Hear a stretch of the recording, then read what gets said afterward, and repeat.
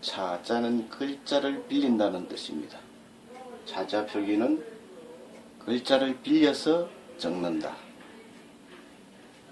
옛날 우리 고유의 문자인 한글이 만들어지기 전 그 옛날에는 한자를 빌려서 우리말을 적었습니다.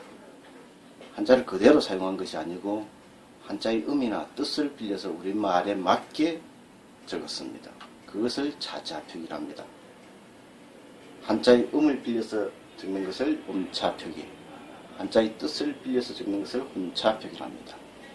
이 두 가지 방식을 이용해서 우리말을 적었는데 그 대표적인 것으로는 신라 향가가 있습니다. 여기까지가 고등학교에서 가르치는 내용입니다.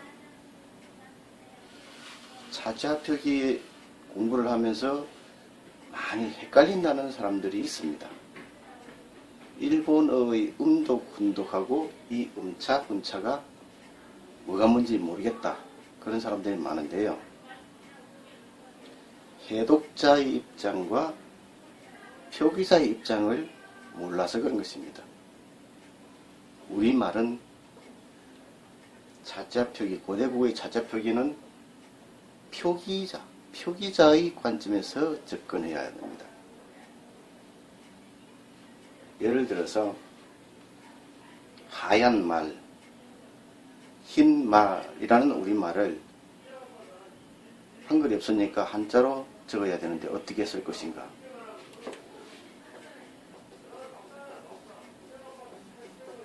신말이라 쓸 것인가?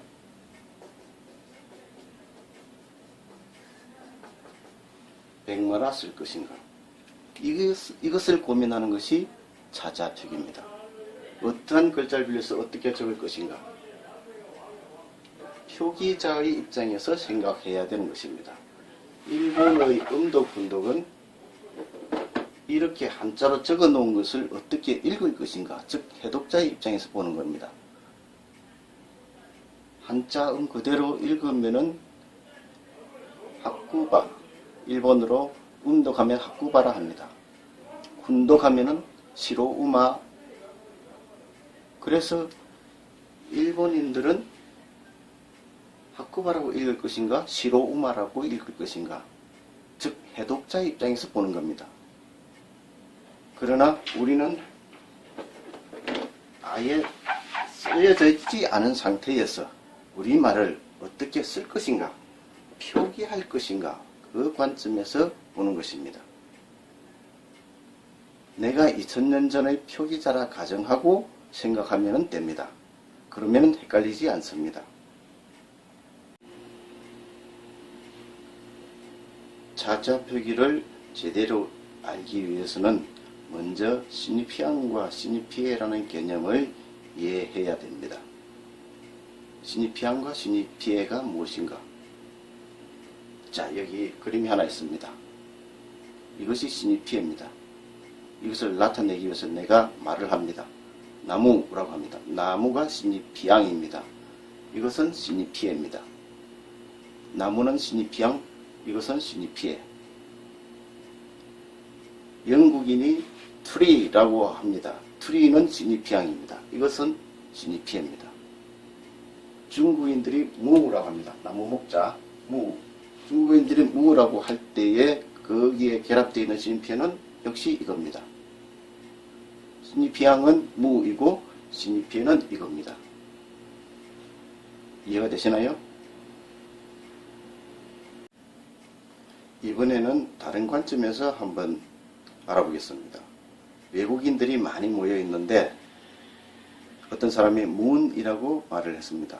문이라 했을 때에 영국인이 그 말을 듣는 순간 머릿속에 떠올리는 것은 이겁니다. 밤하늘에 떠 있는 것, 문, 달을 떠올렸습니다. 영국인들은 문이라는 시니피앙에 이 시니피에가 결합되어 있기 때문입니다.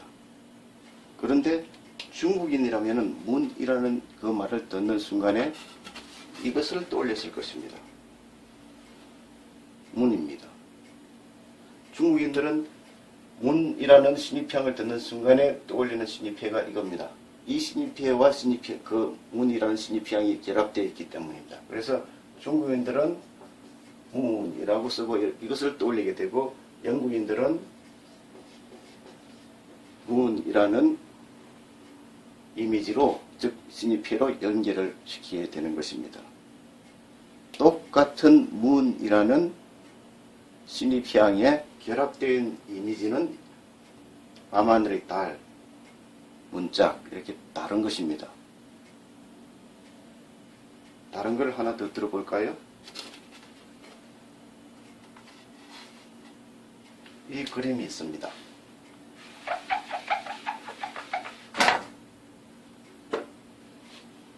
이 그림을 놓고 역시 외국인들이 있는데, 선이라고 하면은, 선이라고 말하면 영국인들은 당연히 이것을 떠올립니다. 이쪽을 쳐다보겠죠. 왜? 선이라는 신입피향에 이 신입피해가 결합되어 있기 때문입니다. 태양, 선.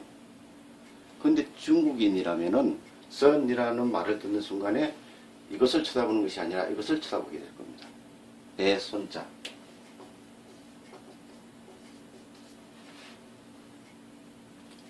정확한 중국 발음은 찬이지만은 선, 그랬을 때에 이 신입피해가 이 선이라는 신입피해에 연결이 되어 있는 것입니다. 그러니까 똑같은 신입피향 선에 영국인들은 이 신입피해가 결합되어 있고, 중국인들은 이 신입피해가 결합되어 있는 것입니다. 신입피향과 신입피해 개념 제대로 잡히셨나요? 그러면은 차차표교의 실제 사례를 한번 들어보겠습니다. 우리말로 넓은 들판을 뭐라고 하느냐? 벌이라고 합니다. 벌. 벌판의 벌입니다.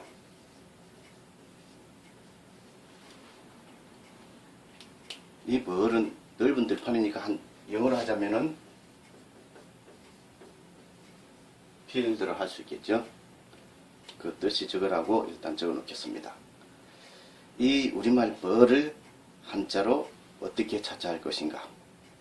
내가 2000년 전의 표기자라 가정하고 생각하는 것이 가장 좋다고 말씀드렸습니다. 자, 여러분이라면 어떻게 쓸 수 있습니까? 먼저 벌이라고 쓰는 방법이 있습니다. 벌.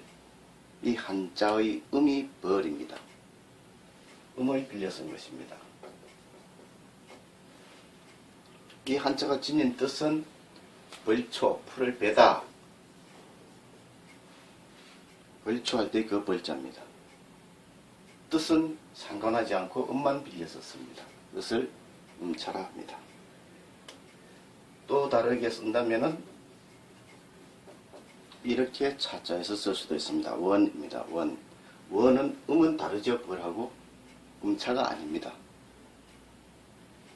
그러면 음차가 아니면 무엇인가? 이 글자가 지닌 뜻이 우리말 벌과 같습니다. 그래서 이 한자가 지닌 뜻을 빌려서서 음차라고 합니다. 이렇게 크게 두 가지 방식을 많이 사용했습니다. 그런데 또 다른 방식이 하나 더 있을 수 있습니다. 대구광역시를 우리말로 달구벌이랍니다.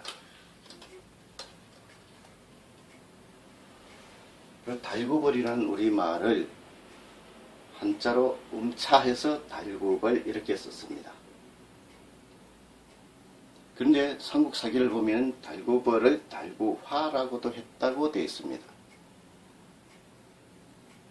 경남 창녕을 비싸벌이라 했는데 비자화라고도 했다고 되어 있습니다.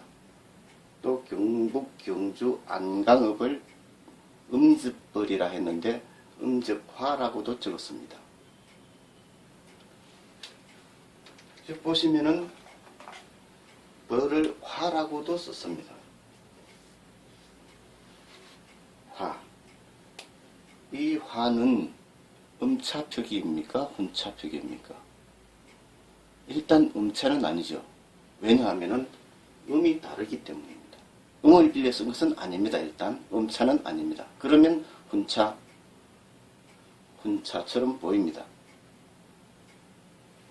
그런데 훈차라고 해야 되는데 뭔가 약간 이상합니다.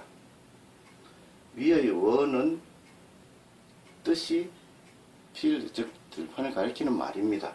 그런데 이 화는 들판을 가리키는 말이 아니지요. 어떤 뜻입니까? 필드가 아니고 파이어입니다. 뜻이 다르죠. 그러면은 음차도 아니고 훈차도 아니다? 음차는 신이 피앙이 일치하는 것입니다. 벌벌. 훈차는 신이 피에 그 가리키는 바가 뜻하는 바가 같습니다. 그러니까 신이 피앙이 일치하면 음차, 신이 피에가 일치하면 훈차. 그런데 신이 피앙도 신이 피에도 일치하지 않습니다. 신이 피앙, 신이 피에 둘 다 일치하지 않습니다. 그런데 왜 이러한 글자로 차자를 했느냐?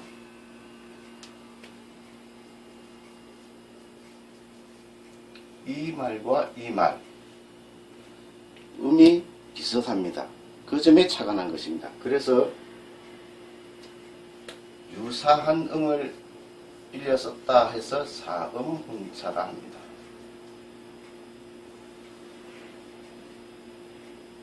유사한 음을 가진 그 말을 훈차한 것입니다. 위에 것은 진의 훈차고 밑에 것은 사음훈차로 다릅니다.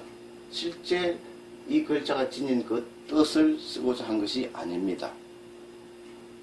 그래서 화는 사음훈차입니다.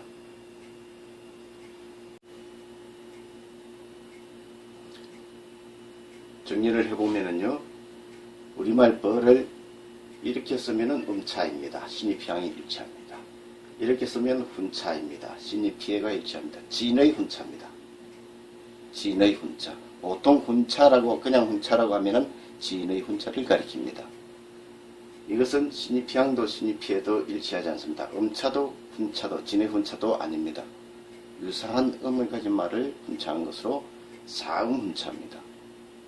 사음훈차 개념은 별거 아닌 듯 하지만은 어느 건의 구분을 하는데 기준이 되는 아주 중요한 기능을 합니다.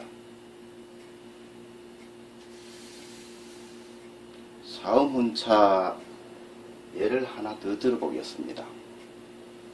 이거는 설명용으로 제가 만들어서 하는 것입니다. 첫째 딸, 가장 큰 딸을 가리키는 우리말이 있습니다.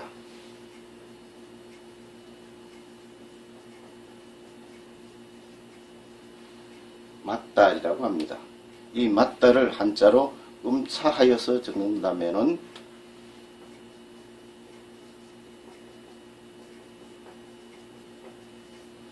마달이라고 쓸 수 있을 것입니다. 말이 또 다르다 그런 뜻하고는 상관없이 음만 빌려 썼습니다. 마달이라는 음만 빌려 쓴 것입니다. 음차 표기입니다. 훈차 표기, 진의 훈차로 표기한다면요,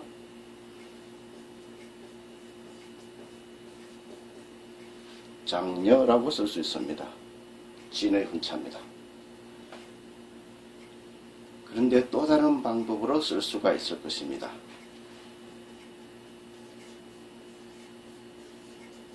지월이라고 쓰는 것입니다. 지는 연못을 가리키는 말입니다. 지월. 지월은 일단 음차는 아니죠. 막다르면 전혀 음이 다릅니다. 음을 빌려 쓴 게 아닙니다. 음차가 아닙니다. 그러면 이 한자의 뜻을 빌려 썼느냐? 연못과 딸 뜻을 빌려 쓴 것도 아니죠. 진의 훈차가 아니란 얘기입니다. 왜 이러한 글자로 차자를 했는가? 지가 연못을 가리킨다 했죠. 못, 딸, 못과 딸. 맞딸과 못딸 비슷합니다. 우리 옛날에 맞이를 모지라고 했습니다. 지금도 남해안에서는 맞이를 모지라고 합니다. 맞딸, 못딸 발음이 비슷합니다. 맞딸과 비슷한 못딸, 이것을 훈차한 것입니다. 이것이 바로 사음훈차입니다. 이해가 되십니까?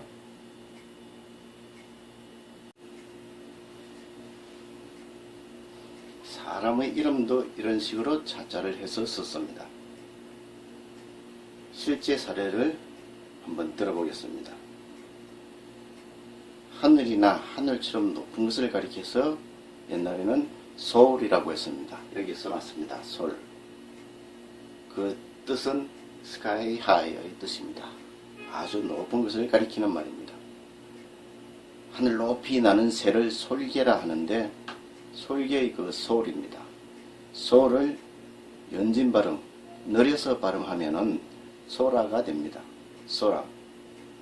일본어로 하늘을 소라라고 하는데 같은 데서 비롯된 말입니다. 그러니까 하늘처럼 높고 고귀한 인물이 되라는 뜻에서 소나라는 이름을 지어서 불렀습니다. 소나. 이 소나라는 이름을 한자로 차자에서 쓴다면 어떻게 쓸 수 있겠습니까? 내가 2000년 전의 표기자라 가정하고 생각하는 것이 가장 좋다고 했습니다.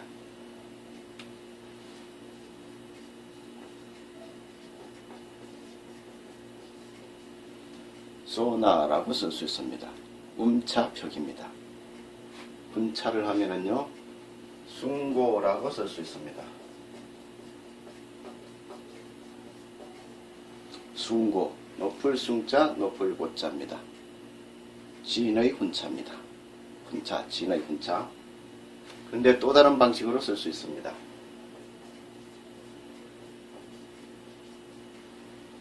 우출. 왜 이렇게 썼는지 짐작되시지요?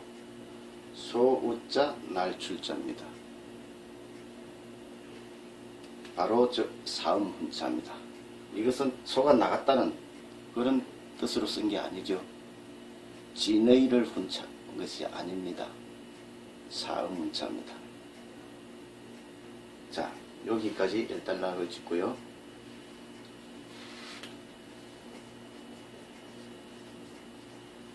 경은이라는 이름이 있을 때에 이것을 정확하게 발음해주는 사람이 그렇게 많지 않습니다. 특히 영남 지역 사람들은 이 발음이 안 됩니다. 경운이 안 됩니다. 그래서 경의라고 발음합니다. 경의.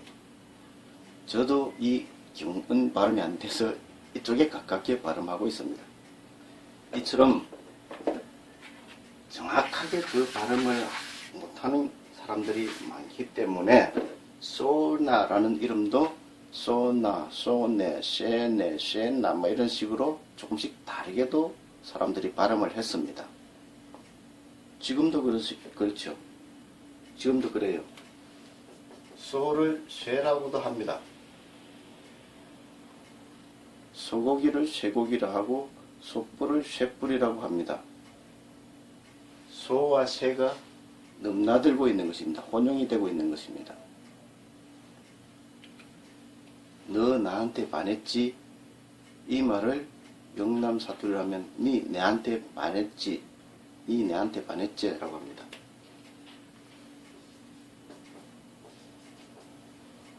나, 내의 발음이 넘나들고 있는 겁니다. 혼용이 되고 있는 겁니다. 사나이를 사내라고도 하죠. 그 준말이지만은 역시 마찬가지입니다. 이처럼 소, 쇠, 나, 내 발음이 넘나들었기 때문에 소나라는 이름을 쇠네라고도 해서 이 쇠네를 이렇게도 차자해서 적었습니다. 금찬. 이렇게도 차자해서 적은 이유는 쇠, 금, 내, 천. 아시겠죠? 쇠네라고도 하는 이름을 이렇게 쓴 겁니다. 소나와 같은 이름입니다. 동일한 소나라는 인물의 이름을 소나라고 쓰기도 하고 숭고라고 쓰기도 하고 우출, 금천 등등으로 쓸 수가 있는 것입니다. 그 중에서 삼국 사이에 남아있는 것은 소나와 금천뿐입니다. 근데 똑똑한 학생일수록 이 금천에서 많이 헷갈립니다. 왜? 똑똑한 학생일수록 헷갈리는 이유는 훈차가 진의 훈차가 아니고 뭔가 이상하다는 것을 느끼기 때문입니다. 이 진의 훈차 같지 않은데 그냥 이 개념은 없이 음차훈차라만 가르치고 있으니까 이상하다. 고개를 갸웃거리면서도 알지를 못하는 겁니다. 그 이유를. 그 이유는 이것이 사음훈차이기 때문입니다. 사음훈차는 고대 국어의 차자 표기를 공부하려면 꼭 알아둬야 할 개념입니다. 아주 중요합니다.